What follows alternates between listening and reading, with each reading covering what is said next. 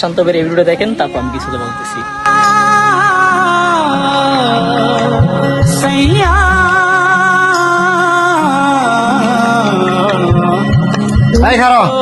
তোর পকেটের মধ্যে কি? আমার পকেটের মধ্যে কিছু না। আমি নিজের চোখকে দেখছি তুই পকেটের মধ্যে কি না জানি বসছস। ভালোই ভালোই বার কর, নাহলে বছরে ডাক দিমু। কইলাম তো পকেটের মধ্যে কিছু নাই, থাকলে এনে বার করতাম। বুঝছি, তুই এমনি এমনি বার করতি না।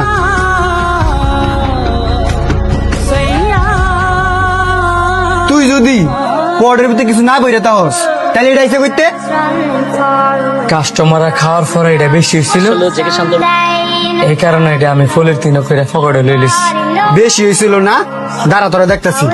বস এন আপনার রেস্টুরেন্টে চুর ধরা পড়ছে। কই কে সুর? স্যার হ্যাঁ, কাস্টমারের খাবার হচ্ছে, খাবার চুরি করছে। কিরে তোরা তো বিশ্বাস করে রেস্টুরেন্টে জায়গা দিয়েছিলাম, তুই কাস্টমারের খাবার চুরি করছস? তোরে আমার প্রথমে সন্দেহ ছিল, আমার যে কোন ফাফে ধরছে। আমি শাওনার কথা হই না, তোরে আমি রেস্টুরেন্টে জায়গা দিচ্ছি, তোরা আমি আর কিন্তু কইতাম না, আমি শাওনার আনাইতেছি। তুই যাই না শুন না কিভাবে একটা সুরেরে আমার রেস্টুরেন্টে চাকরি দিতে কইলি? কিরে তোর তো আমি বাড়া জানতাম, তুই এই কাম করতে গেলি কে রে? অনেকে আর মুখে কথা বেরিব। ফৈন্নি মানুষগুলো এমন, খাবার দেখলে আপাপ্পে করে, লুচ সামলাইতে পারে না। দেখ আর ফ্যামিলিটা অনেক গরিব, সামান্য একটা ফ্রাইডে চুরি করছে, বাদ দে।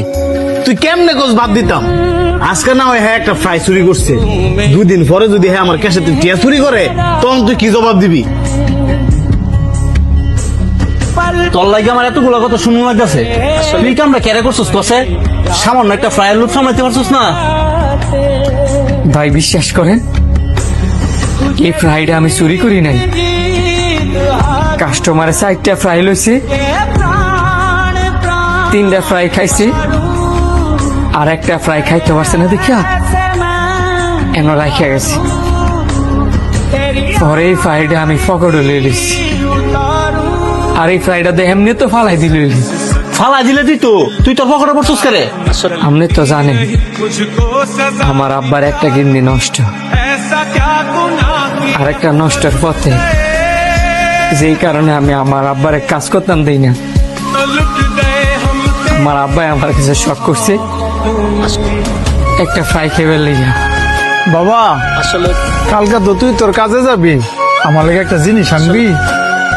কি আনতাম আব্বা কও? যদি সাধ্যের ভিতরে থাকে অবশ্যই আনবো। তুই তো অনেক বড় হোটেলে চাকরি লিছস, তবে হোটেলের মধ্যে ভাজা মুরগি আছে না, আমার লেগে ভাজা মুরগি আনিস। আমার না অনেক মন চাইতেছে খাইতাম বাবা। ঠিক আছে আব্বা, কালকে আওয়ার সময় তোমার লাগে লইম। আসলে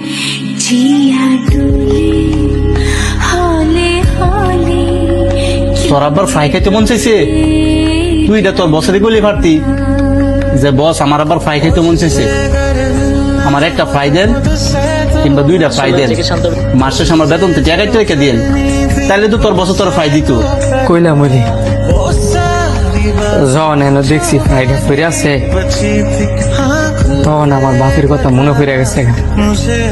ওরে ভাবলাম এই ফ্রাইটা তো ভালাই দিব, নষ্ট করার কি দরকার। তাই আমি ফুলে তিন করে পকেটের মধ্যে লয়ে লিছি। ভাই আমি না যাই না, তোমার অনেকগুলো কথা শোনালাইছি। আসলে আমি সত্যি অনেক দুঃখিত। তোমার বাপে ফ্রাই খাইবো না, এখন তোর আর বাপের লাগিয়া 10টা ফ্রাই পার্সেল করতে কো।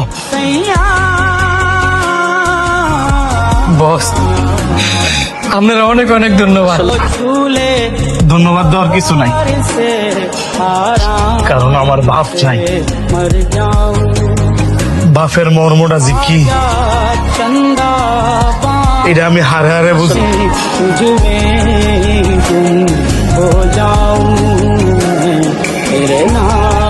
আসলে জেকে শান্ত ভাইয়ের ভিডিওটা আমার কাছে ভালো লাগছে। তো আপনাদের কাছে কেমন লাগছে অবশ্যই কমেন্টে জানিয়ে যাবেন।